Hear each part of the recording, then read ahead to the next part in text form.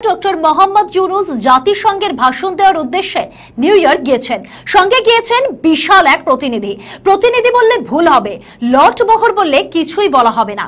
লোটা কম্বল ঘটি বাটি নিয়ে মানে যেগুলি না নিলেই নয় সেগুলিও সঙ্গে নিয়ে গিয়েছেন। কার টাকায়? পুরোটাই জনগণের টাকায়। হাসিনাও কিন্তু এমন বহর নিয়ে নিউ ইয়র্ক যেতেন। সেই সময় যে প্রশ্নগুলি ঘোরাঘুরি করত, ইউনুস জামানায় সেই প্রশ্নগুলি ফের একবার ঘোরাঘুরি করতে শুরু করেছে।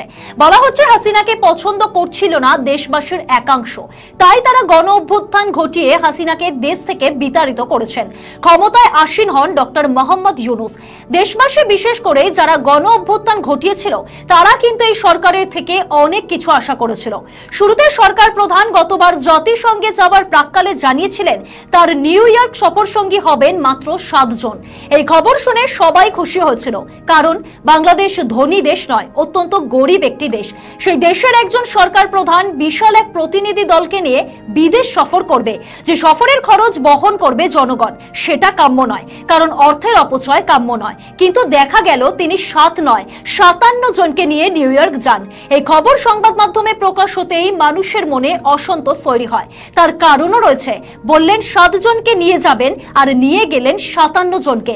সেটাই প্রথম নয়, যতবার উনি বিদেশ গিয়েছেন সঙ্গে নিয়ে গিয়েছেন এক বিশেষ প্রতিনিধি দলকে। তা নিয়ে কম চর্চা হয়নি, কম কথা ইউনুসকে শুনতে হয়নি। কিন্তু কয়লাকে যতবার জল দিয়ে পরিষ্কার করা হোক না কেন, কয়লা তো যায় না। একটা বিষয় স্পষ্ট, এই বিশাল লটবহর নিয়ে বিদেশ সফর যে দৃষ্টিকটু, সেটা একেবারের জন্য তার মনে হয়নি অথবা প্রয়োজন বোধ করেননি। সব থেকে বড় কথা, এই সফরের জন্য সরকারের খরচ কত হয়েছে সে বিষয়ে কিন্তু কোনো বিবৃতি দেয়া হয়নি।